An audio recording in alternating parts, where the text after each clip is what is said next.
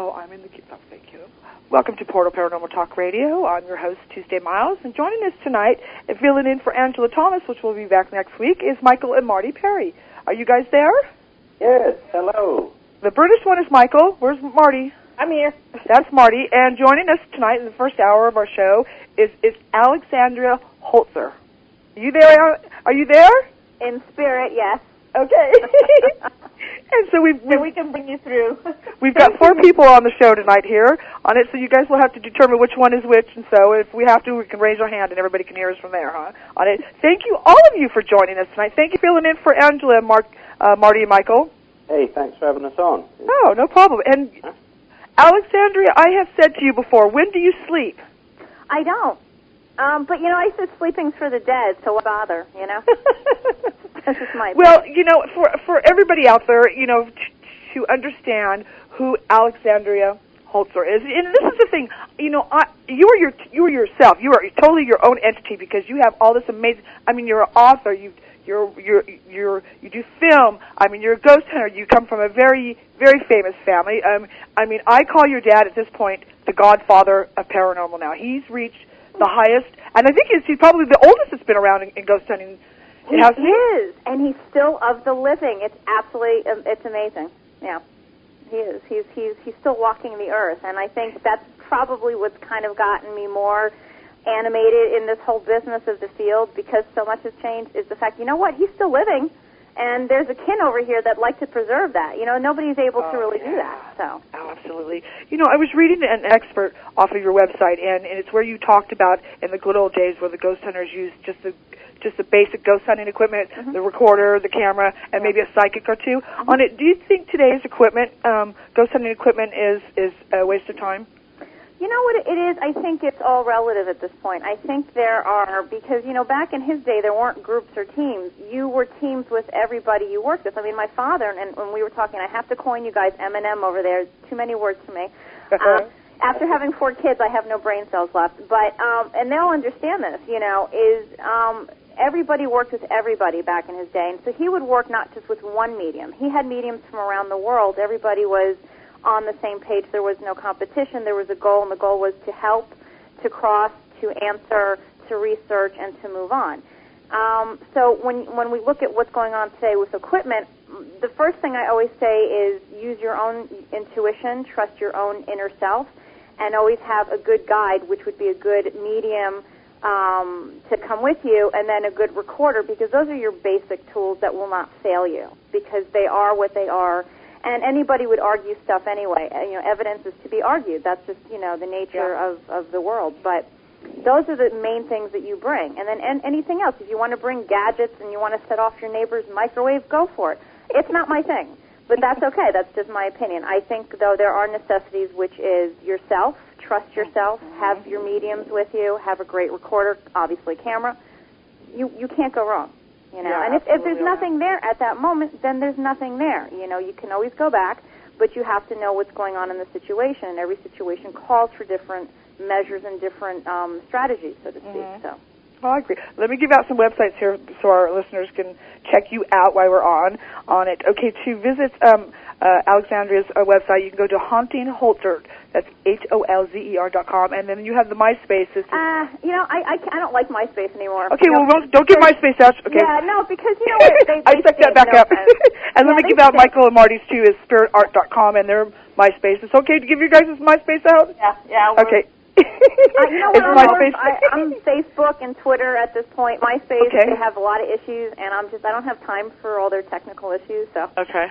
Sorry. Well, okay. So just the main thing that Haunting Holzer is that they can get a hold of you and view your info, your bio, and all that good stuff, and then okay, and then at Marty and Michael's was SpiritArt.com, and then MySpace.com/SpiritArt, and then number 1 on that. Michael, do you have a question for Alexandria? What? You still eat the chocolate, love. Yeah, I was sort of thinking things through earlier, and I had a good question. It's gone out of my head now because you just sort of threw it at me. I was, I like what you just said. I mean, that's my take on it. I mean, I think that mediums, good ones, should be used.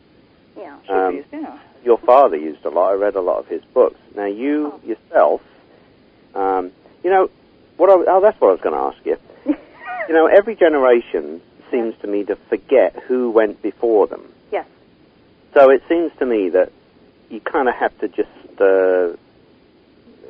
be doing it all over again with each generation. I mean, so many great investigators in the past and so many great mediums and, you know, a lot of really famous people, too, were involved way, way back. Yeah. And people just forget. They do, and it's you know, it's disheartening. You know, my father worked with a lot of mediums that are long gone that were really well known for their time, and it's a shame, and it's part of the whole process of being in the paranormal, which is to me not even a real term. It's spirituality and being a human being, and yes. We do go somewhere when we pass. We're not one-dimensional, and those mediums and those great minds went somewhere when they passed as well, and you know, they're not to be forgotten. We need to keep learning from each, you know, pioneering person, and I think you can mix the old with the new, but there are some things that I feel never fail, and I don't think there's anything wrong with saying, you know, I'm intuitive, and I like to work with mediums as my main tool. I think a lot of things have been jaded today just because we're a very quick microwave generation, and I'm trying to kind of, even though I'm going to be 38, I feel like I'm 98 because I feel like, come on now, you know, the youth, you know, let's go back to the old school ways because I think it's lost, so... I agree with you. A lot of, I think maybe a lot of TV has to do with that. Perhaps, do you think that television slants things a certain way, and people get this kind of skewed idea about how things really are? Yeah, I do, and I think, and like we were saying before, I think a lot of viewers are on the piss, to be honest with you, because they see things and they think that it's 100% what it's supposed to be, and a lot of TV is edited. It has to be. It's TV. I mean, would you seriously sit there and watch a real investigation if you caught nothing or if nothing jumped out at you and somebody screamed? I mean, the reality of it is when you're investigating or you're trying to communicate with the other side, it can take hours. It can take weeks for one case. Right. It's not glamorous. Yeah, that's absolutely true. I agree. No, it's not. Marty, do you have a question for Alexandra? Yeah, how do you get on Pal Talk? She went. Okay, well, if for those of our listeners, they know, some of them know that paltalk.com is our virtual auditorium where Marty wants to come in here and she wants to interact with the guests that are in here tonight. And so, Marty, the only thing I can suggest is going to www.paltalk.com and log in. Last one of you. Now I can't find your show. Okay, and then let's walk her through. Okay, so you are logged in, Marty? Yeah, I'm logged in. Okay, did you find the list of chat rooms? Yeah. Okay, so you want to go to, oh my gosh. Okay, so it says under here. Metaphysical? You go under social issues and politics. Oh, okay. You don't have any tech guide, do you, Alexander, that can help? We have to remember. Well, Mel, nobody say anything about Marty's blonde hair. Oh, honey, I'm a natural blonde, really. It's black. Okay, I was born Marty, this did way. you find social issues and politics? Now what? Okay, now you go to, it says other. Other? Yeah. Guide. Okay, then you see UFO Paranormal Radio Network. Yep. Yep, that's where you go. Click in there, you're in the room. Oh, that was very easy. Okay, she's in. I'm not. Oh, Marty, don't.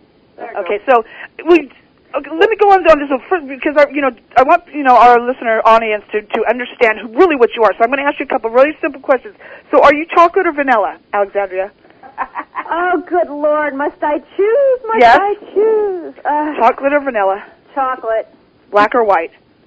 Oh, definitely black. Tea or coffee? Definitely coffee. Stirred or shaken? Shaken. Rock and roll or opera? Rock and roll. Okay, interview's gone. Everybody go home. You know what my father would say about computers? He's like, they collect dust, they're useless. He'd look at it. We actually got him one once. That was quite a very funny moment in time. Yeah. So. Well, and I want to ask you this. I want to ask, tell me about what your relationship is with ghosts. Are you a chit-chatter with them, or do you run from them? Do you shoo them away, or are you a magnet? Honestly, I actually just do a comedic routine for them because they're really angry that the investigators come in and out and they flock by the droves and they do the same thing, and the ghosts are not entertained, so they look to me to make them laugh because they're kind of stuck there anyway. So they figured, we're here for 100 or 200 years. Somebody's got to tell a joke. That would be me. So that would be you. That would be and my so role. do they come home with you? Not really. It depends. If the good-looking ones, they can come home. I have my standards. Someone with style. That's correct. No demons. Do you recall maybe a ghost that was the oldest that you've maybe had been in contact with, or that you've realized that this ghost is about 2,000 years old? Yeah, maybe still had their skin on or something. Yeah, or something like that. But really seriously, when we think about it, how far back can we really go to connect with these, with spirits or ghosts? Well, that's the thing too. I mean, if you think about how when the world was created, now you have to look at Europe. Europe is obviously older than America, and therefore, in my opinion anyway, and in my father's opinion too, which I happen to agree with him on there, is more haunted. It's just older. But it's a very good question, because our universe just is infinite, and there's so much still that we are yet to discover. And I feel like as long as there's life, there's going to be some sort of spirit to that life. So it's an interesting thought, and I certainly would be curious to see if scientists would work on that, or if there's theories, because as long as there's life, there's death. And so that's where you have that moment of dimensional, interdimensional survival, and that's the part where we have such a hard time trying to convince people, saying, listen, you can't always see it with the naked eye. You have to kind of go beyond that to your sixth sense, and you kind of have to be a little bit more open. So, very true. I agree with you on it. Michael, do you have another question? Oh, I was just thinking about buying a gun for some of the skeptics. To just...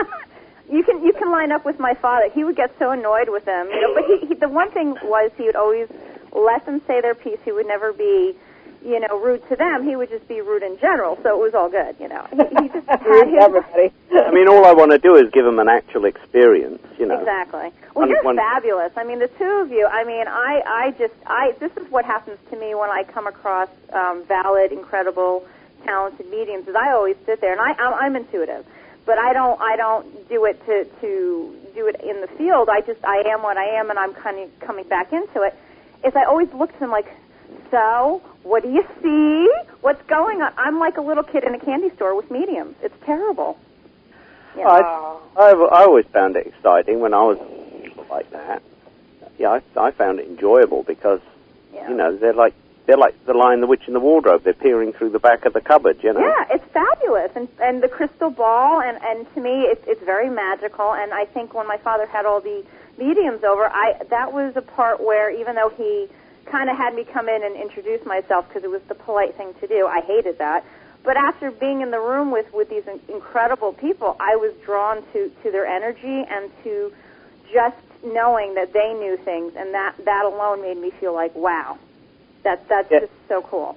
Your father did have some pretty interesting mediums, some deep trance mediums too. Yes. A lot of them. Yes.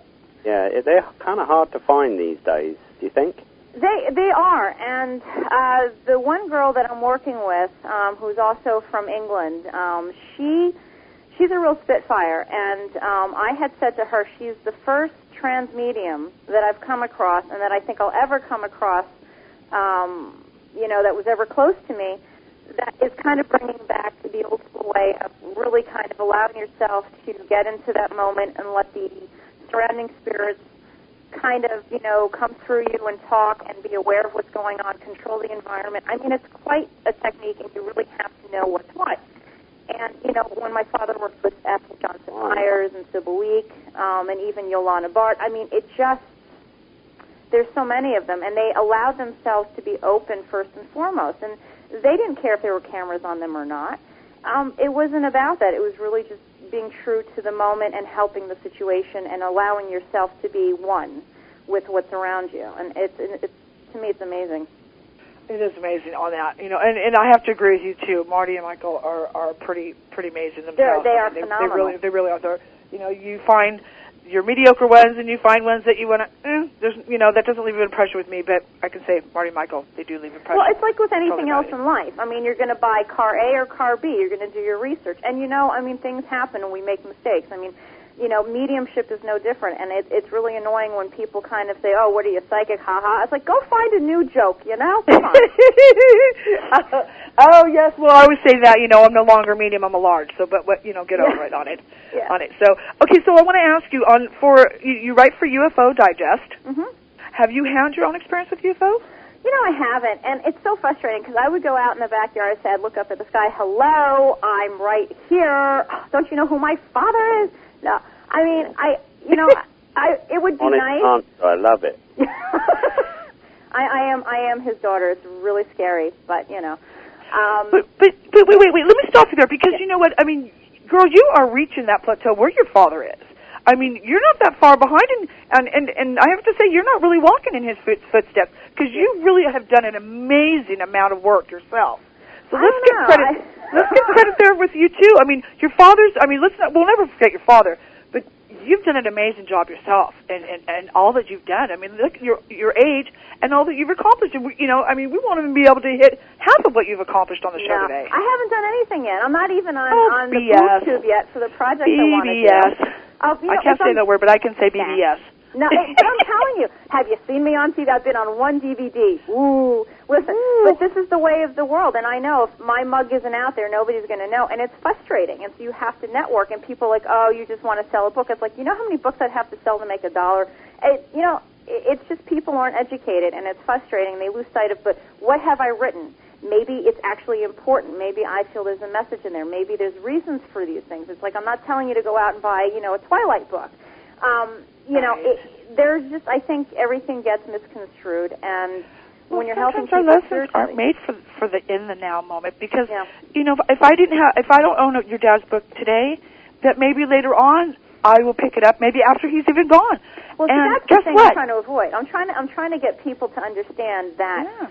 While he's still here, to appreciate him, because it's always when somebody goes that someone says, "Oh, who was that again?" It just drives me nuts. Well, I'm just saying that the timeline. It doesn't. To me, it's when for instance, on both your books that you've written, and can you tell me what the names of both of the books are? Yeah, the first one is one of three called Lady Ambrosia, which is for YA sci-fi, and I wrote that when I was pregnant with my first child.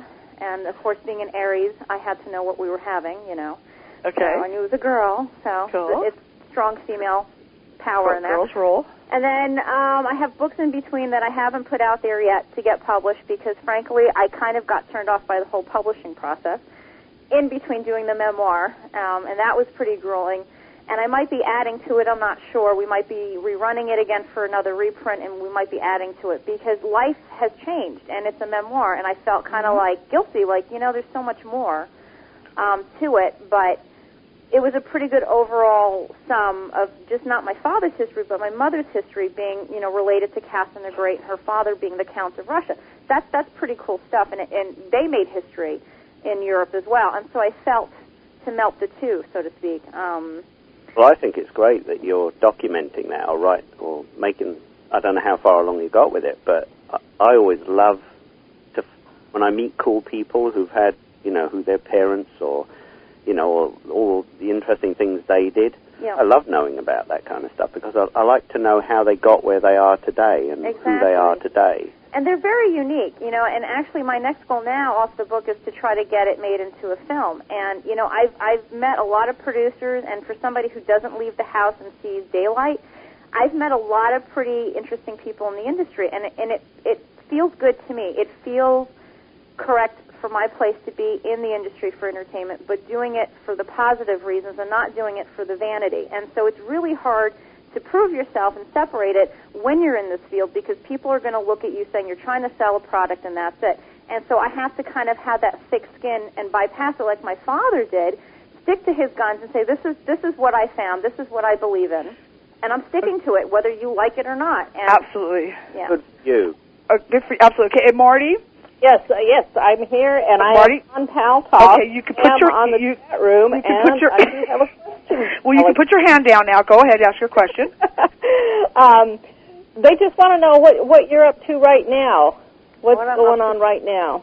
Well, I am on pins and needles waiting for something that we filmed, and unfortunately, I've been waiting for months, and it's something that, even I could not foresee you know, it's frustrating because the industry is flooded with shows right now. It's not so much as it's competitive as it's the quality of what you're trying to come across when you're filming and what you're about. And some things that you think are easy are not, and that you think would be no big deal. So when the economy hit and changed, it also affected advertisers, and it affected who's picking up what show. And, of course, I'm in the middle of all this, so which is fine. I have no luck anyway. So we're waiting on that, and I have a couple of producers who might be interested in me from around the globe to do some projects. So that's, but, you know, it's not on my dime. It's on their dime. And when it comes to the God almighty dollar, it's not, you know, I have no say on how fast these things move. And, of course, I'm writing every day, screenplays, and I have two other novels I'm working on, plus raising 4 kids, you know, trying to do radio, you know, trying to help people spiritually. She writes columns, she does this. I mean, she does a whole lot of stuff. I mean, well, kids alone, that's a full-time job, but everything else I fit in because that's my life path, and I have to help people. I have to be there. If you write me, I have to write you back. Is there a certain type of paranormal encounter that you've not yet experienced and would like to, or a place you would like to investigate? I am dying to get into a castle. Oh, well, you don't want to die. You want to... Well, no, then you all can investigate me, and I'll be one hell of a fun time, let me tell you. So a castle in any particular area? Well, obviously I live in New York, and I know New York State has a lot of great castles. I would like to start there just because traveling-wise for me, which does limit a lot of the work that I was asked to do that I've turned down, would like to be in New York, and eventually I would like to migrate to Europe where my father went, to some of these great castles, especially in Ireland. So. Oh, yeah, that'd be fun. Oh, that would be absolutely really fun on it. We should get all the psychics together. We should all go. Do you work with clients in like a private investigation, or do you just do haunted locations? I do it when there's a need. So if somebody writes me, you know, we work it out, and I do what I can, and if not, I send people that can, you know, that I know of. You know, if I haven't even connected to them, but I know about their group and they're reputable, I always refer people, say, well, call this group up, you know, go to this website. Because, you know, I can't just run out of my house. I have 4 kids. I have responsibilities. Yep. So that's just not going to be my life right now. But I'm more of, that's why I've joined, like, all the networks with the Facebook and the Twitter, because people constantly write. And I find that the instant gratification of getting a response is so rare today, because I think people place you on different pedestals thinking, oh, they wrote me back. It's like, well, why wouldn't you? And those that don't, I can't stand that either. I mean, busy is busy, let me tell you. I know busy, but, you know. I've got a question for you. Yeah. Okay. Were the kids implanted, or is there an actual husband? Or that's funny. Yes, I've been married for 13 years. Although the way they act. Yes, she's got a humanoid over there. Yes, well, the way they act sometimes, my husband swears they're from another planet, and I don't disagree. Yeah. I don't know. That's a stretch when you're calling men humanoids. Oh. Well, wait a minute. Humanoids are half men and half breed of whatever the species. So does your husband, was he dropped on his head, or does he acknowledge things and sense things like you do? You know what's really funny is, of course, when we had first met, I wasn't doing any of this. I was just being creative, doing art.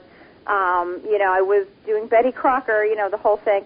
In the past, I'd say past 3 or 4 years, his late aunt came back to me through my late aunt who had passed and connected to his aunt on the other side and opened the floodgates for what was happening. And I got messages for him that I couldn't have possibly have known, and he just sat there. And then I got messages for a good friend of his from his father, and he was like, oh, my God. I said, it's not me. So I am married a psycho. Yeah, he knew. He said, oh, I know you're crazy. I already knew that. So he's definitely more open, but it's taken 5 years to get to that point for him. So it's a process. Well, he's coming around. That's good on it. And so for the kids, are the kids interested in this stuff yet? Well, the 2 older girls, I have 3 girls and a boy, and the 2 older girls are 8 and 10, and they know Grandpa Hans's books because they're all over the house, and they see Mommy's books, and they see I live on the computer morning, noon, and night, and they know what I'm doing. So like, oh, Grandpa Hans with the ghosts, spooky, and then they'll say, oh, look what's on, you know, they'll watch, I forget, the name escapes me. I think it was not Nickelodeon, but they had the Goosebumps. Yes, the Goosebumps series, and they went bananas last year when they were on for Halloween. And of course, I grew up on Scooby. Now, listen, if y'all look at Scooby-Doo, that was all paranormal. Absolutely, all the Marty. language. Do you have another question after? You know what? I love Scooby-Doo also too, and I have to say, you know, they're trying to not so much do the Scooby-Doo bit, but there are some other cartoons that are supposed to be coming out that have to do with the paranormal. So we'll see. Look at SpongeBob with the ghost, the the pirate who's a ghost. Yes. Oh, that's come right. on. I mean, you know, there's ghosts on cartoons, and that's okay. But if there's a ghost in your house, that's not okay. Go figure. Well, you know, I've had ghosts in my house. Some of them are very nice.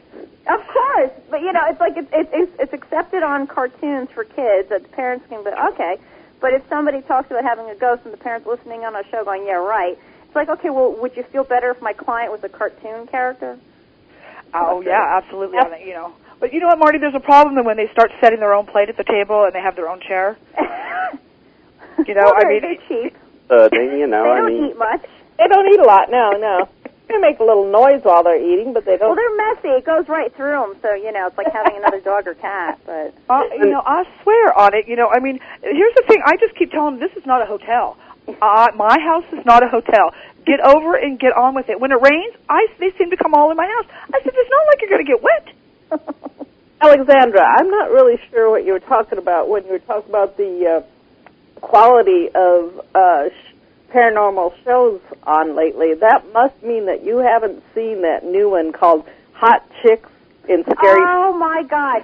I was flipping the other day because I don't watch a lot of TV. That's another thing, too. I'm on the computer. That's my source of anything. And I actually read. I don't watch YouTube. I don't do any of that stuff. And I was sitting there. I was actually getting something to eat for a change. And my son's running around. The girls are in school. And I see on E!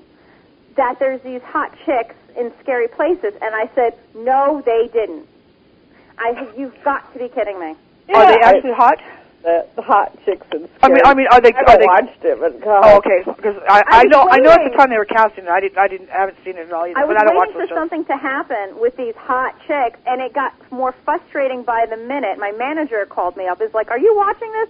And I'm getting more frustrated because nothing's going on. And when you're a real enthusiast in the field, and plus you really want to learn more, and you're seeing this, nothing's happening. You just like want to throw something at the TV, you know. Yeah, it really hurts the paranormal field having things like that on and having a lot of the real scary demon things. I know. Hurts a lot of it, you know. Then the people, you know, think everything's scary and demons. Marty, the solution is a gun. Okay. Well, let's speak about them little horned red evil beings. Well, listen, if they need for That's me why to they walk call it through hot the chick. door, I'll walk through the door with horns on if it appeases the audience, you know? I mean, it's really That is ridiculous. true. They're That just is true. The guys from downstairs, right? I mean, that's all they're doing. Well, you know, I mean, whether or not it's TV that's actually, you know, enhancing the people's thoughts, that the fact is that. But I have noticed there's been an increase of reported cases that have entities that are that are very nasty. Some are, you know, I don't give them the name of anything as far as demons go.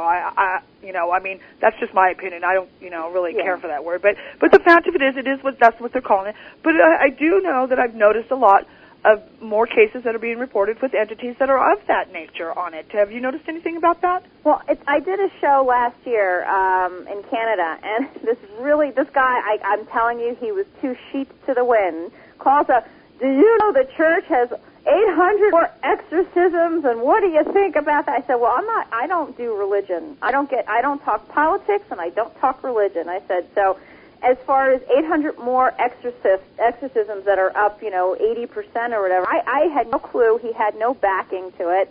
I just sat there like, well, I guess that area's having a bad year. I don't know. You know, I mean, it's just... They have bonus points, you know? Yeah. Get bonus points.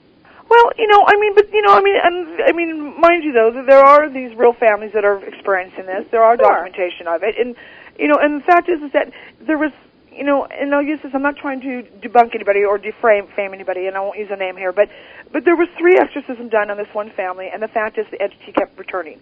And so I had a phone call from one of the new investigators, and it was talking with me about it. And they says, "Wait a minute here, has the problem not been addressed? Because obviously the problem, you know, I mean, do we not work on the problem first before we go to the solution?" And it keeps coming back. So, plan B.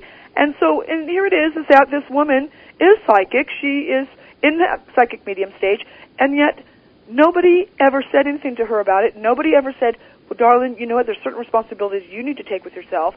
And the reason why, and I asked her, says, I said, are you feeling, where are your attacks at? She says, always on the top of my head. I says, well, maybe that's where your crown chakra is, and maybe that's where you're opened up all the time.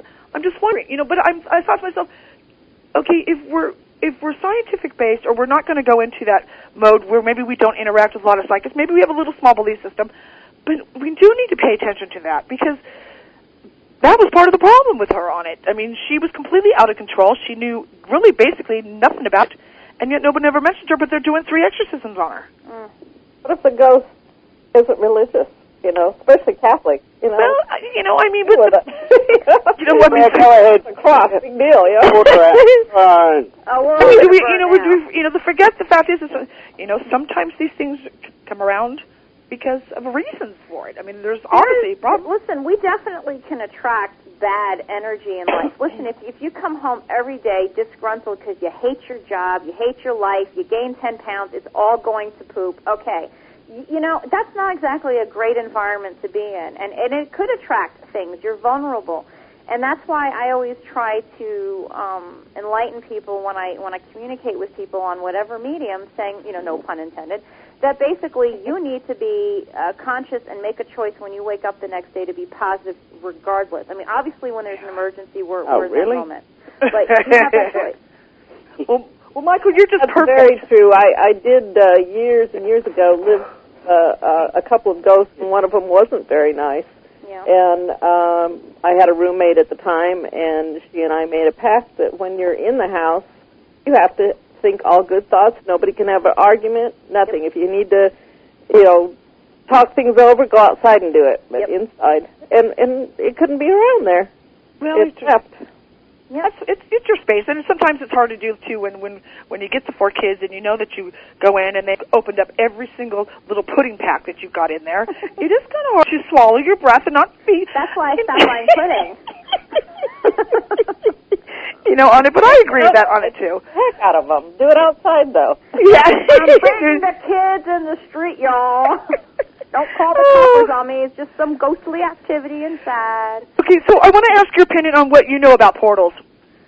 Portals. I don't really know much. I mean, I've written some articles on it, and I've read up on it, and I've read some people's cases on it. But I had one experience where the medium I was working with felt that there was a porthole in our client's house in one specific spot where it wasn't just one ghost occupying the house, but that there were many coming in and out. And I sat there and I kind of mulled over in my mind, that makes sense. We have doors, they have doors. Mm-hmm. And, if something's open, God knows what can come through, and especially if you invite it, and hence the topic of Ouija boards and just, the original, what we used to call them talking boards back in the day before we were born. Just the, communication of pulling something in that you don't know what you're pulling in, that to me is a portal because you're opening up and you're inviting and therefore opening up that door. It's kind of like if the vampire knocks on the door and asks to come in and you say, sure, now you're in trouble. Right. You always ask him in for a bite, don't you? Yeah. I like many bites, especially if he's tall, dark, and handsome. Michael, do you open up portals when you communicate with the other side? We don't usually do it on ships, so we don't have portals around, You have to flush them well after. But no, really, the serious question here, though, on it, because, is that what we need? Is that really, how it works? Is that we open up a portal to communicate with the other side? Well, I don't even know if I look at it that way. I know my neighbor's little girl. She's always saying, "Oh, they came through the door." Yeah. Okay, maybe that's what maybe that's what the portal is the door. Well, I do see it as a sort of a door opening. It does seem to be something that opens up and allows them to sort of bridge the gap, as it were. I mean, they are in their astral and etheric forms. I mean, they also use our energy, right? I mean, they play off of what we're all energy, whether we're here in this dimension or we're caught in between behind veils and layers of other dimensions that we can't physically see. It's all energy, though. Would you feel that it's more about, kind of attracting energy to energy, and so therefore the stronger the energy and the openness, the better the communication? Well, I think that, deceased people have more of everything. I mean, to me, the other side's more real. Yeah. As more, it has to, because, just the substance that it's made up of, the other levels, the other alternate universes, or whatever you want to call them, just have more particles. Right. The matter's moving quicker. Right. There's more stuff. You have more light, more sound, more of everything. So you've got to be more alive. That's why the spirit people are always coming through their loved ones and saying, "I'm so alive. I never felt this alive. I'm more alive than I was when I was on Earth." Yeah. And to me, that makes total sense. It's not a nebulous place where you're sitting in a cloud or floating around or anything. It's just as solid as it is here. Well, that's the thing. I think too, and going back to like with TV shows, I think we get like this embedded vision in our minds of what it's supposed to be, and we kind of lose sight of the real part of it, where it's layers of stuff, and it's not like that pretty white fluffy cloud. It's Well, wait a minute here. What do you mean it's not that pretty white cloud that we were? Wait a minute here now. What you talking about? It's that burning place. Okay, you know You're what? gonna be Where I'm going, there's going to be pitchforks. Okay, so I'm talking about. so hard when she gets over there. What? No cloud? Uh-oh. I'm not going if there's no clouds. Hey, right. You know what? I was promised to go back to Maui, and so that's where that's all I thought was just, it all looked like Maui. I mean, we get our coconuts, and we get our hunky-dunky surfer guys, and we get the beach. There are no bugs in Hawaii. Did you know? Oh, there's big this, bugs. There's some big old black cockroaches that are huge. There are cockroaches in I was told there's not one bug, because I have There's such a cockroaches bug everywhere. thing. Oh, my God. Forget about it. Never mind. I'm not going there. Hey, as soon as one of those hot body surfers walk in front of you, it's all worth it. No, I don't care. No, I don't want it. Nope. Be some roach named Fred looking up at me. I'm not a bug person either. I've got a question for you. Okay, Michael's got a question. What's the most powerful experience that you ever had? Good question, Michael. Being On humble your own or with daughter. your father? Powerful? Well, I'm not talking about, a physical one. I'm talking about... Yeah. Yeah. Emotional?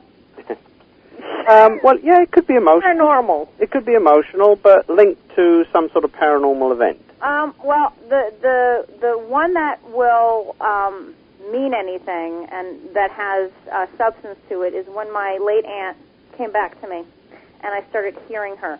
Now, I had shut all this down since I was a kid. So to start hearing things and seeing things move, and in your own home, and your home is not haunted, it's nothing like that, I would cry.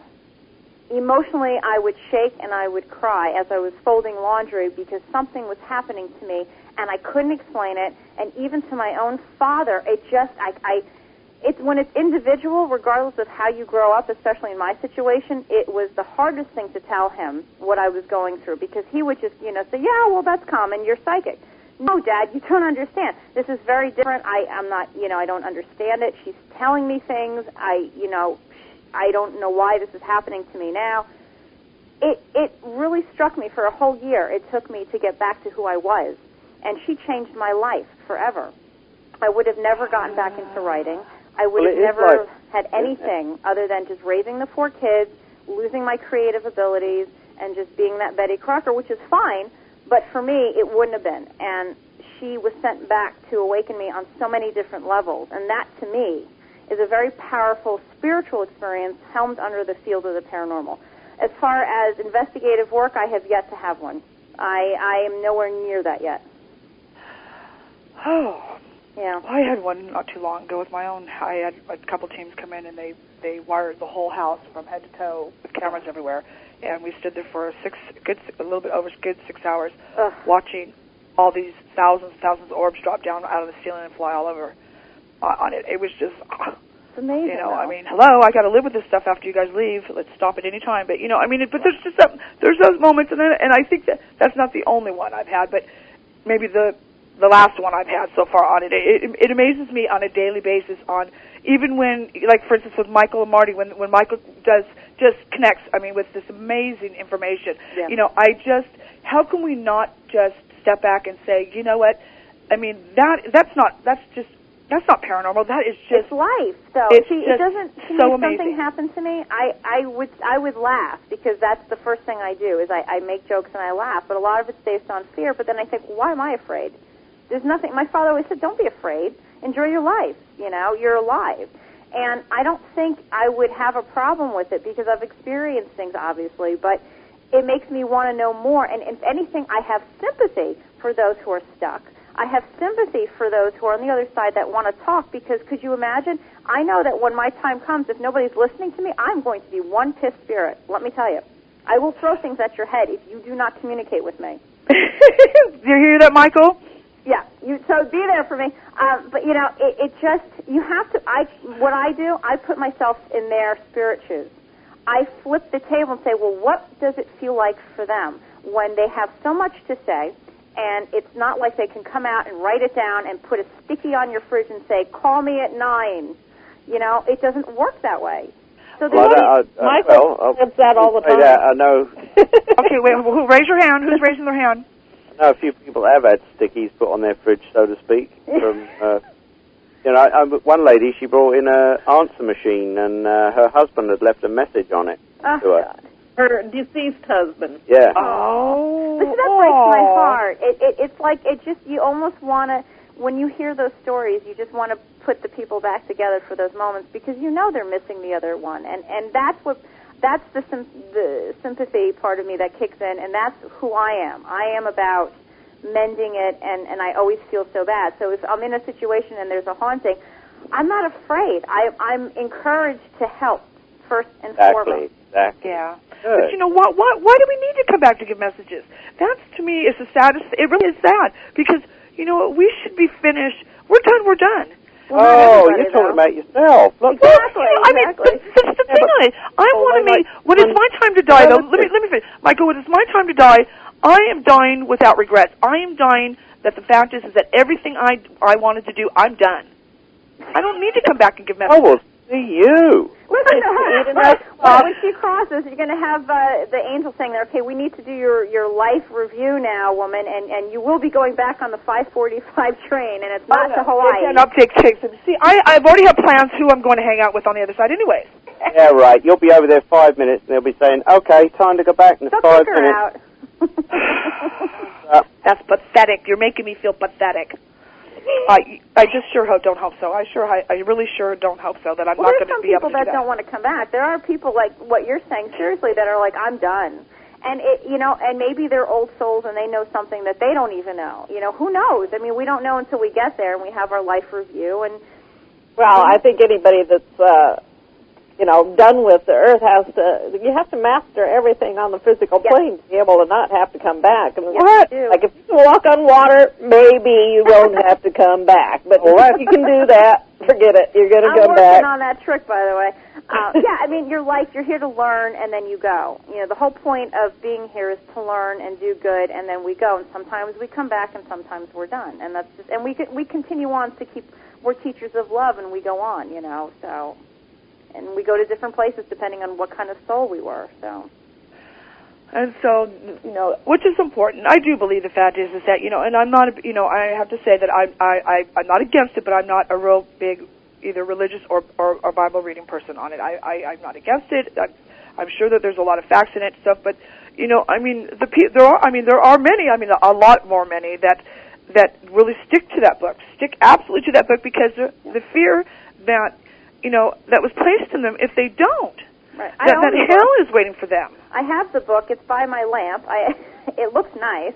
I did try reading it once, and I think I stopped at the first 50 pages when I saw there was like thousands of them. I have an ancient crucifix that was actually the rosary, one of two that I believe my mother gave to me, because she goes, being that you're communicating with your aunt, you should have her rosemary necklace. Yeah. I was hysterical crying. I'm like, I'm not even religious. Oh my God. Yeah. Well, I think to me I feel that spirituality is a religion. No, it's life. Just love your life. Well, when I say religion, it's a belief. It's something that is from the heart. Yes. Well, it's a real thing. Yeah, it's a belief. Real. It's beyond belief in real, not in a faith-based thing. Exactly. It's like if you've had an out of the body experience, you've had that experience. Nobody can ever say you didn't have that experience. It was a real experience. Right. To anybody else, it's a belief. They can believe it, but it's not an actual experience. Exactly. And that's the difference. So you have to differentiate between what is real and what is true and what is really happening to a person and what is just what they believe. Right. And allowing them to tell their story. Like what my father would do is he would never make anybody feel bad for saying what they said. And today I feel like there's just so many people, pardon my French, poo-pooing stories. And of course, you're always going to take into account schizophrenia and bipolarism and stuff. Okay, well, that's with anything in general. If somebody comes in and tells you a story about their car being robbed and how they tell the story, you might think twice about it. It's no different, but you should give the opportunity, and you make that choice of what you think is real or not real. But if it's happening to them, it's happening to them. Well, now I feel a lot better now that you've made all these allowances for me. Well, it's only because, what kind of chocolate did you have, and we'll see. Chocolate or vanilla? Well, is your preference there, Michael? Was it chocolate or vanilla? Oh, I've got the mouth full of chocolate at the moment. Oh, my gosh. Well, that's okay, Anna. And so we have about 4 minutes left. I mean, time flies when we're having such a fun time. Okay, wait, there's a question in the virtual auditorium. Dawn asks, does Alexandria only work from her intuition, or does she also consult the tarot or other things? Girlfriend, good question. I actually own a tarot deck. It's really pretty. It's got cool art on it. Intuition, babe, all the way, intuition. I go from what I feel, and I have to mull that over 10 times and say, nope. I feel this is what it is, regardless of what's going on in the moment, and things aren't moving or happening. I feel it's this, and I'm going to stick with it. So I do that first and foremost. You've got 4 times of the power of Mother's intuition there. Yeah. I do, don't I? You sure do. And I think I've beaten out a lot of cancers by having 4 kids, too, so I don't know. I swear by me. That's why they call it Mother's intuition, because the fact is that after you have a child, that kicks in. I have these feelings, and I've spearheaded so many things to prevent things for them. It's not even funny. But it certainly is quite natural, anyway, yes, but, yeah.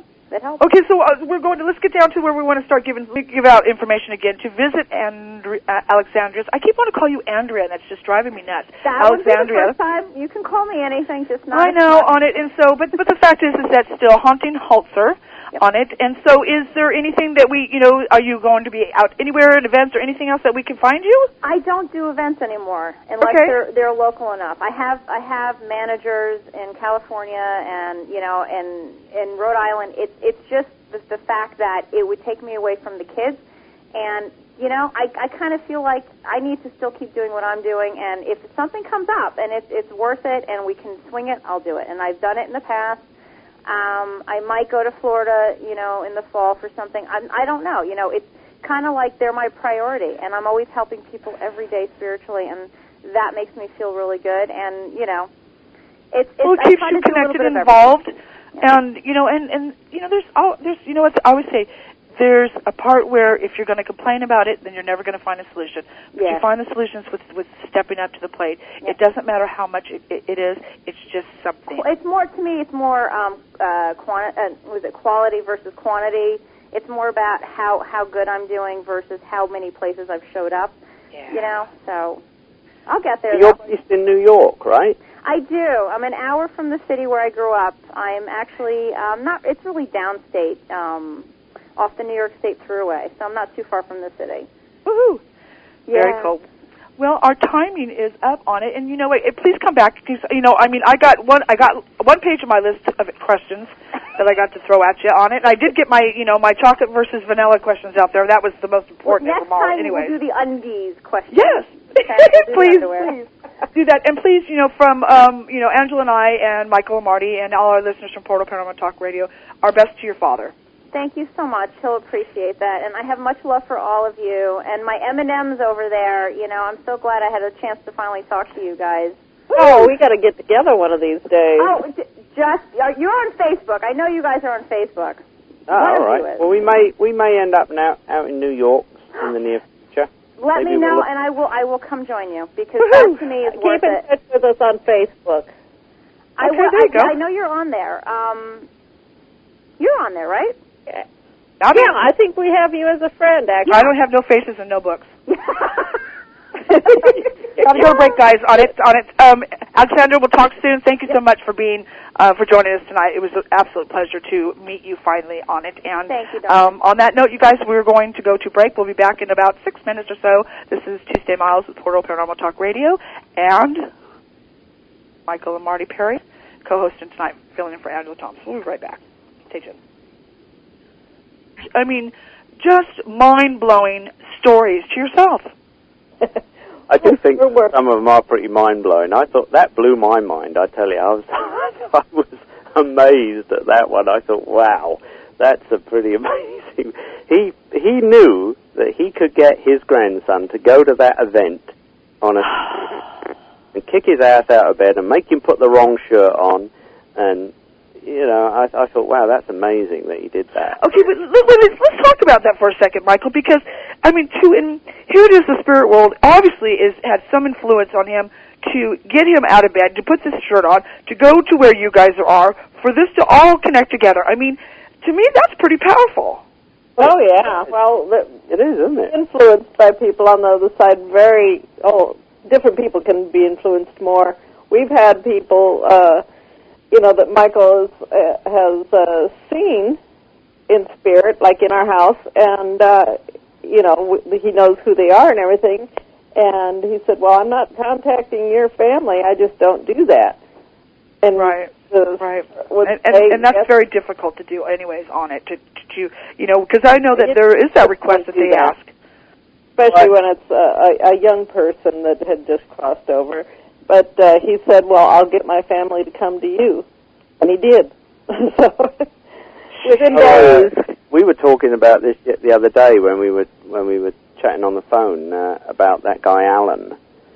And I was sitting there with this couple that had been sent to see me, and I never know who anybody is. They just come in and they sit down, and I don't even know, because it's all set up with the places we go, so we don't know who's going to even come in and sit with us. We just have 6 appointments or whatever, and I have no idea who's going to show up. So they just showed up, and this guy starts talking to me, a dead guy, and he starts describing how he died, and I thought, this is so similar to some other guy that came through once. I said to him, the situation is identical, I said to him. I said, is this the same guy? I said, are you... And he said, that's me, I'm Alan. And without a shadow of... I knew the spirit that was talking to me was a guy that had come through, I think, about 9 months previously at another location a long way away.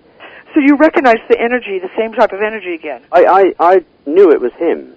I talked to him and I said to him, are you Alan? And he said, yes, it's me. And I said, and I just looked directly at this mother and daughter, and I said, your son is Alan. That's your brother? He died in this accident like this, and this is his wife's name? And they said, yes.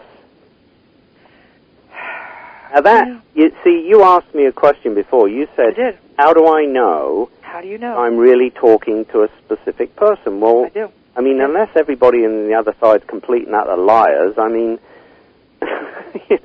Right. Right, because I had asked you, how do you know? Well, see, I also asked you, too, how do you know that whether they are, they're in front of you, or you are in front of them, and where they're at? No, I mean, I see them walk around in front of me. I mean, they get my attention.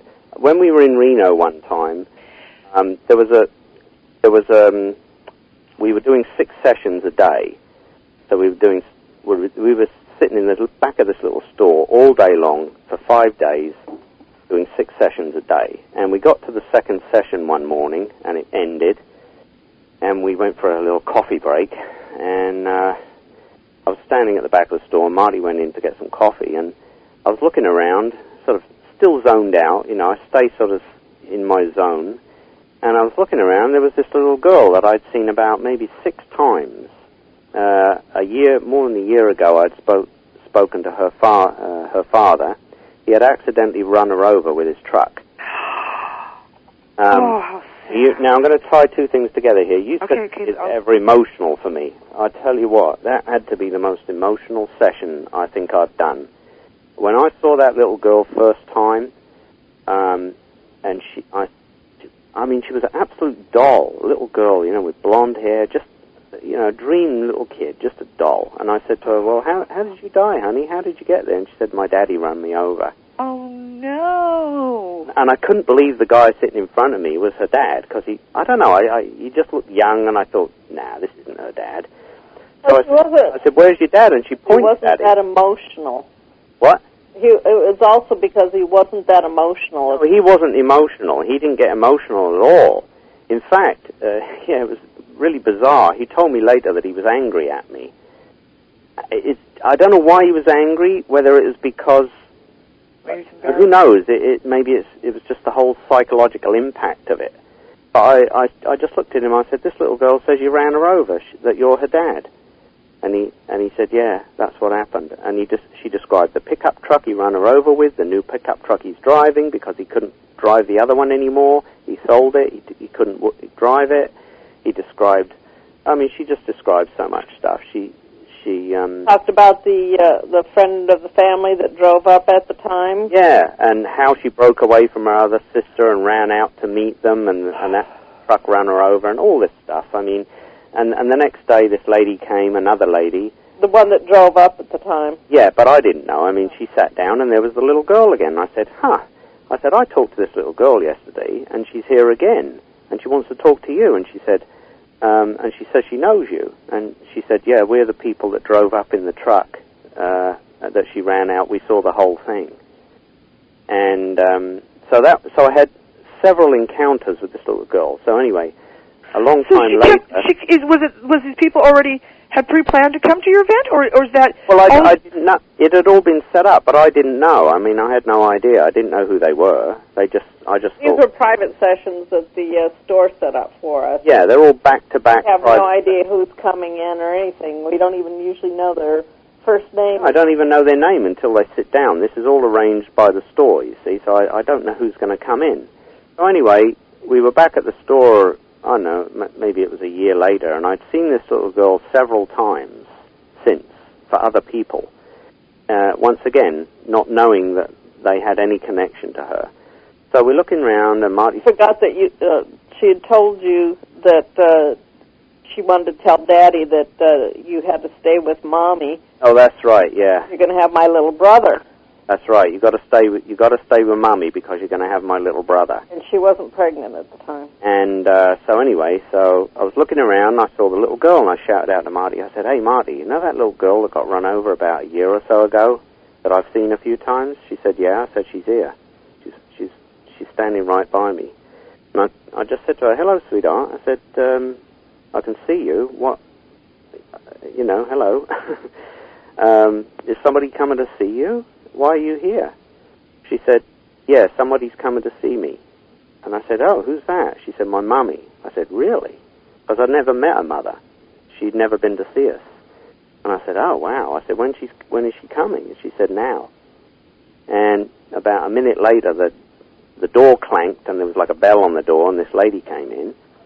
She was almost due. She was pregnant. And I said, "Wow." I said, so I walked straight up to her. I said, "Hello," I said, "Your daughter's here to talk to you. You're the lady that with the husband whose little girl got run over because she's already waiting."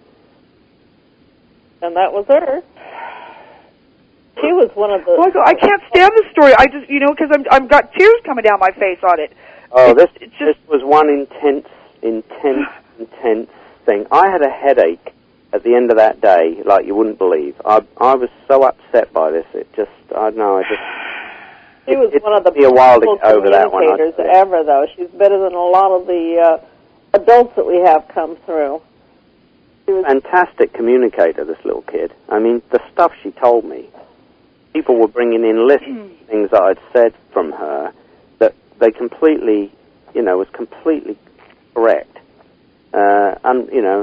Connected. Another couple came in and sat with us one time up there. Wait, can I say something real quick, Michael? Occasion. Wait, I want to stop you there for a second because you say that she was a great communicator.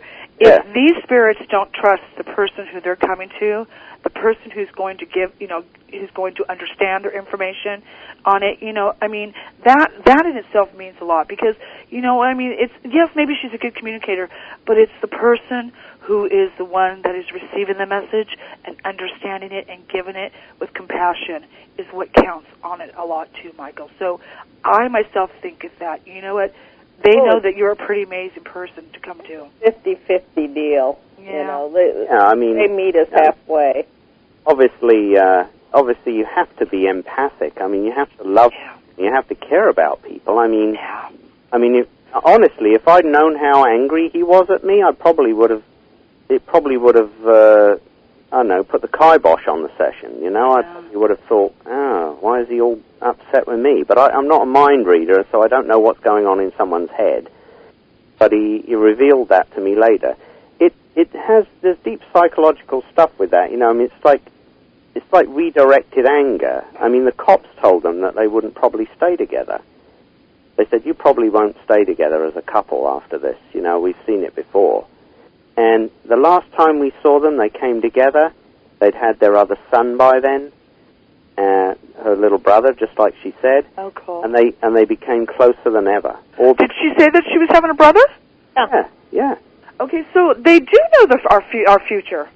Yeah, oh, absolutely. Well, she knew, because obviously she probably met the brother on the other side when she crossed before he came in. Yeah, just the same as the neighbor next door, her little brother told me she was going to be pregnant and the date and time and everything, and it happened exactly like she said it would. So that's a future event, which brings up another point. I often hear people, the skeptics, saying, they never forecast the future. They never tell you things that are going to happen. Well, that's a bunch of baloney, because they do. I've had so many things that have been told me and that happen like exactly as the person said, and later, a year, 2 years later, exactly. It's happened so many times. Well, if that's not forecasting the future, I don't know what is. Oh, totally. But can it hurt us? Maybe some things aren't meant to know about, or maybe the fact is that somebody, if you were to get that information and happen to change that course of an event, could that really mess things up? Well, I'll tell you a funny one. I had a story for everything. Stories tell you things. I know. Well, they do. I had a brother-in-law, and he'd gone to see this psychic, and she told him a whole bunch of stuff. And he went back to see her about 4 years later, and he had just got married and, divorced within a month, and she took the house and everything. And he went back to see her, and everything she had told him came true in that 4-year period. Everything, except this. And when he went back to see her, she says, he told me this after, she said, I just didn't think you were stupid enough to marry her. Otherwise, I would have told you. That is a funny story. That is a funny story on that. Marty, do you know do you have that where they're telling you something in the future? That would affect yourself. Have you ever had them do that, where they're actually telling you that this is going to affect you or has to do with you? I can't think of any instances of that. I've had it for other people. Besides the portraits, I draw what I call my little doodles. And I've had somebody that come back to me 2 years later. She brought the picture of the doodles with her that I'd drawn for her. And she said during the session she didn't recognize anything on there. It didn't make any sense to her.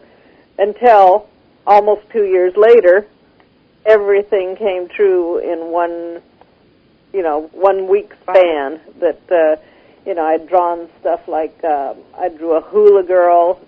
She went to Hawaii for her girlfriend's wedding. Oh, cool. Next to it was a ring. It was just a band with embedded diamonds, and it was inscribed on the inside. She showed me the ring that she had on that matched it exactly, and she said, "This is the ring that my now husband proposed to me in Hawaii with that ring." And they got married, and then everything else made sense too. Everything on that page was something to do with that trip of when she was engaged. Well, I wonder, the fact is that maybe that they know our future as far as our birth. Maybe the fact is that you have a brother coming in, it's a little sister. But to even go further with that, I mean, beyond that part, because I have a little bit of a problem when people keep saying, well, our life's already mapped out. Everything is held already. It's already pre-planned. And I can think to myself, how can every step of our life be already mapped out?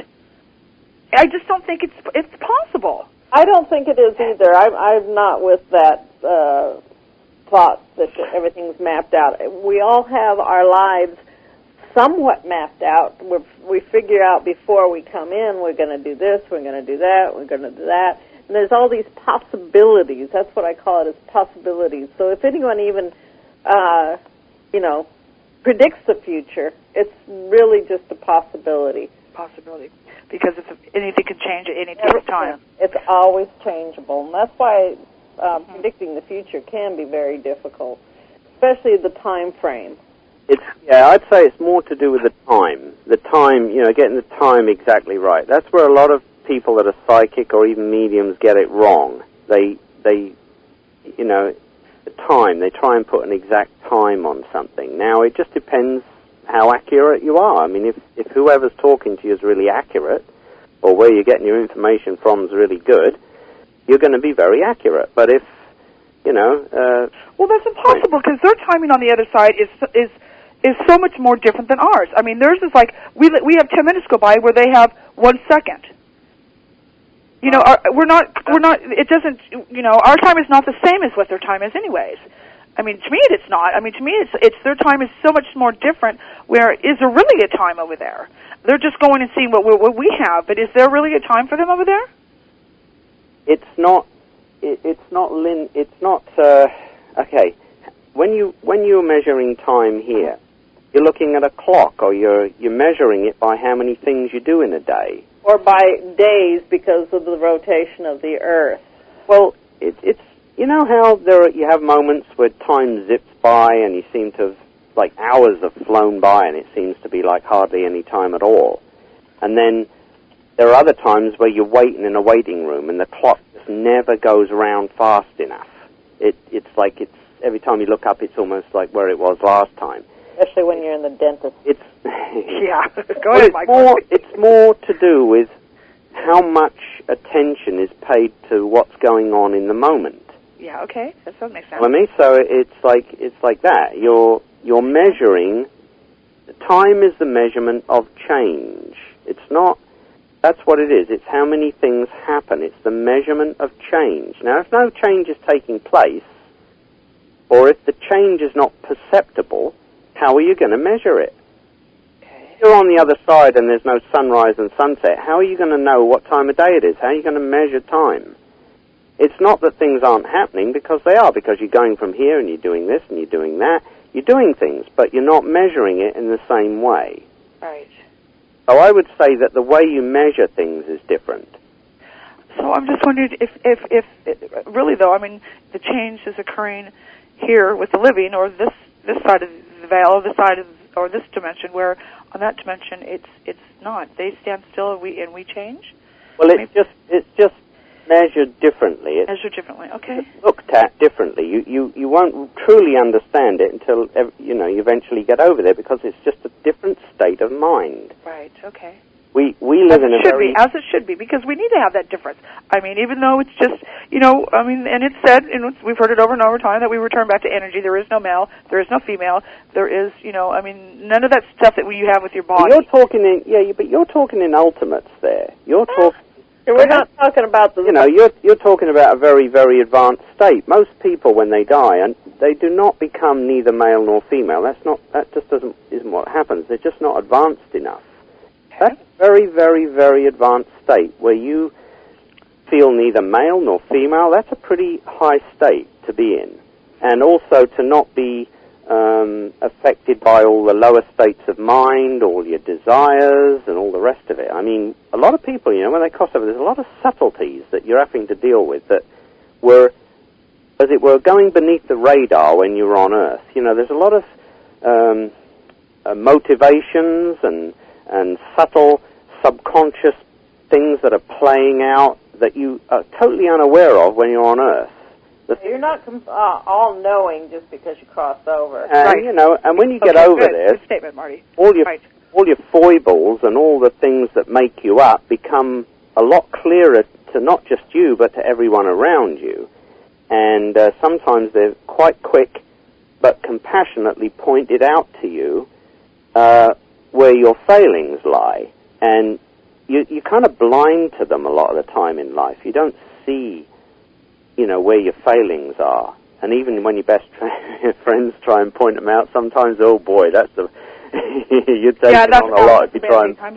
I want to ask both of you the same question on it and get you both different opinions on it. And so, if there's one thing that you wanted to explain that people don't know about mediums, and what really, I mean, it's not just black and white. It's not that you push a button and all of a sudden you're a medium, but that the extent of what it takes to be a good medium. Well, that's a good question. That's a good question. Yeah. You know, That'll and so. be ahead, that's for sure. Okay, you know, so I want both of your thoughts on what you feel each. That Go on you then, would darling. let the public know. I think, for one thing, that for me it's very important in mediumship is to have evidential things happen for you. If you just start talking about, well, your guide is this, and you know, I'm seeing a great-great-grandfather which you never knew.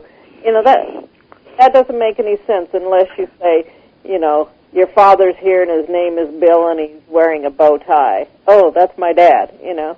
Well, you're talking about evidence. What Tuesday's wanting to know is, what do you think makes a good medium? What do you think or not good medium, but what do you think?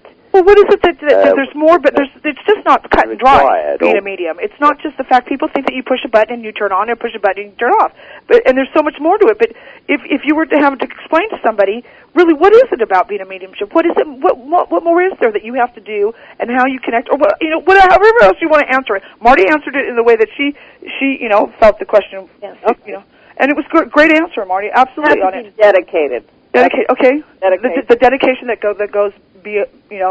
goes with mediumship is the absolute complete dedication that you have to put yourself in with it to make it work right for you. Well, okay. I'll just throw out a bunch of stuff. Okay. It's not. It's kind of a strange thing to do because it's got nothing to do with you in a way. I often tell people I feel like the guy at the tennis match. You know, that's the guy that runs out and gets the tennis balls. Yes. When they hit the fence, or the guy sitting up Gopher. watching the tennis ball go back and forth and calls out. You know, The referee. You kind of feel like that because you just, you know, it can be interesting. I'm sort of watching the whole thing go on, and it seems it's taking place through me, and I know that I'm allowing it to happen, but it's really it's not my stuff. And people, they so often come up to me and say, "Oh, do you remember when my dad said?" And I think, no. No, I don't remember. Why would I remember that? It's not my stuff. Right. It's between you and your dad. There's a kind of strange thing where people feel like the medium is so much more involved than they really are. Or you're the information base that you're supposed to store. Yeah. everything? I mean, really, the best mediums try and remove themselves as much as they can from the entire thing, so that they don't get in the way. Now, obviously, the spirit people take advantage of a medium's humor. I mean, if you've got, you know, there have to be things that make people better at what they do than others, perhaps. Okay. I try and have a good sense of humor, so I don't mind, like, okay, I'll give an example. John Edward, I really like him. I think he's a good medium. But what I've noticed is what I saw on TV was that he doesn't like to be made an idiot of. He doesn't like... Yeah, who would? You know, I none of us would, yeah. Oh, well, hold on a minute. Who's, you know, I mean, if a spirit wants to come through and make you act like an idiot for a specific reason, are you going to resist it? Or are you going to allow it to happen? Because it might be something really important. You know, I remember when this sister's sister came through, this lady's sister came through, she was trying to make me pole dance. It was funny.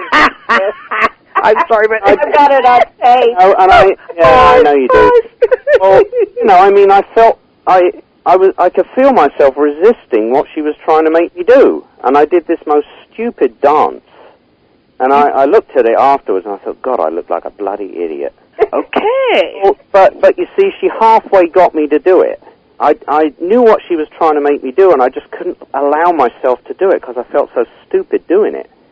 But that's what I'm talking about. I mean, if you're going to be an evidential medium for someone, how far are you going to let... I mean, I have had moments where I thought to myself, if I let this friend come through and speak to his friend, two guys, I don't know what this guy's going to do.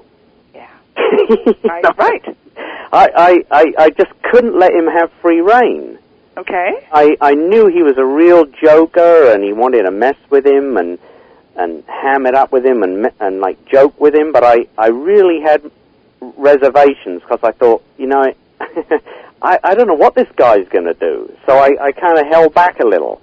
So there is, shall we say, a break that a medium can put on. I mean, you're conscious, you're aware of what's happening most of the time, but it's like a meter. How conscious are you? Are you 50% conscious of what's going on? Are you 75% conscious, or are you only 10% conscious of what's going on?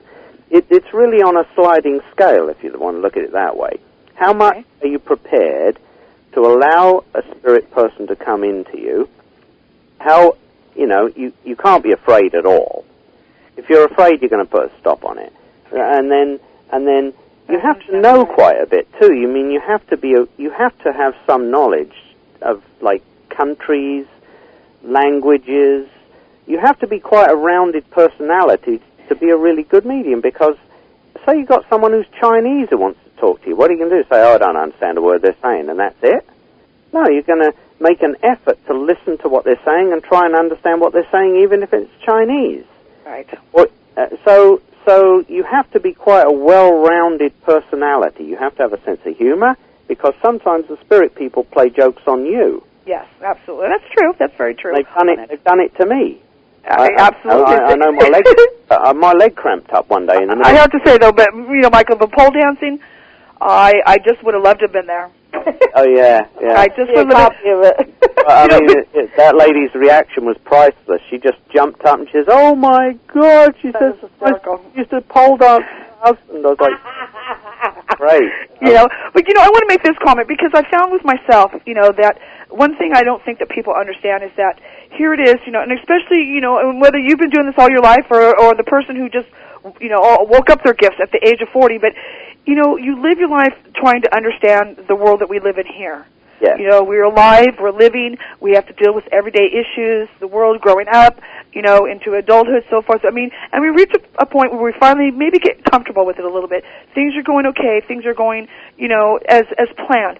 And then all of a sudden, something changes, and you're here it is that you're seeing, feeling, hearing, all this good stuff, and it's involved with the spirit world. It's involved with the spirits that, that are no longer here, that have died. Their bodies have, there's nothing left for them except for their spirit. And then all of a sudden you find yourself that you have to learn everything about the other side. And which is completely different than what it is here. And the understanding of it, and to discern without using your mind to discern and using your heart to discern. But there is just a huge dictionary to completely learn of everything. And it's something it never ends. Because whether it changes or whether you're introduced to something new, it never ends. And you're always being, whether we're tested or that something new comes in, a new spirit, new something, new information, new symbols, for whatever it is is always keeping us where we have to say, okay, well, I don't know that, and so this is here you go again, where you almost feel like you get comfortable, then something else is thrown your way. And so it's the balance between both worlds, where you are, like Michael and Marty, both of you are working with spirit constantly, and yet you're living beings, that you're living people, that you have that part of your life also to still continue to learn on it. So it's not just one world that you're having to keep up with and to grow with and spiritually be, involved with, but that you have another complete world, another dimension that you are completely also involved with. And so, well, you bring up a good point, because I'm not really an academic. I'm I left school without, for various reasons, I couldn't finish my education. I didn't go to college or anything like that. But, I'm not like the Alexandra that we just had on. Alexandra Holzer? Yeah, she's, she did a lot of college, I guess, and all that kind of stuff. So she's an academic, but I'm more of a hands-on person. So that's how I've had to get through life. So, and there are a lot of people out there like that, and I think that basically you just have to take what life throws at you and learn from it, and you can apply your spiritual connection to anything in life. I used to use it in my carpentry. I mean, I used to use my psychic ability in carpentry. I always tell people I'm Mr. Fix-It. Like if somebody's had a bad experience with a psychic or something, they send them to me. Or if I was doing carpentry, I was always fixing other people's mess-ups. If they cut a hole in the door in the wrong spot, I'd have to go and patch it up because they didn't trust anybody else to do it. So that's what I always have done, fix things. And when I was doing carpentry, the guy would call me up at 8 o'clock in the morning and say, "Hey Mick, can you go over to this place and just fix this staircase?" And I said, "That's it? That's all you know?" Yeah, just get over there as quick as you can you? So Mr. Fix-It Man too. Yeah, and I thought to myself, well, what do I need for this? What can I take? And I remember I just picked up this chisel, and it was a carving chisel. And I don't use carving. You don't use carving chisels in regular carpentry. You just don't. It's not a typical tool. So we've got less than a minute. I just want to let you. We have less than a minute left. Go ahead, Michael. I picked it up. I looked at it. I said, well, I stuck it in my box, and I got there, and there was a flute, which is like a curve out of a corner of the post on the staircase that hadn't been routed out. And when I put the chisel in the curve, it was exactly the same curve, and I was able to just chisel it all out and smooth it out without any or anything, without a router. I was able to finish it. Michael, you know what? You are just one amazing person on that, absolutely on it. But let me give your website out. Okay, if you guys would you like to make an appointment to have a reading done with Michael and Marty, you can contact them through www.spiritart.com. There's an email. There's a phone number there, I believe, also, too, I think there is, isn't there? That you can contact by, is it just email? Okay, both of them. Anyways, call and make an appointment, because the fact of it is that, this is something, this is a life-changing experience. This is not just a regular, they're going to get that I used the restroom today. This is not what it's about.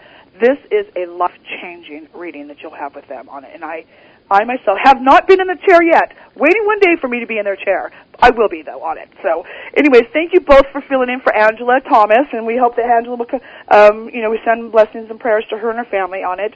And so I hope that, that one day again that you guys come back and do this again with us.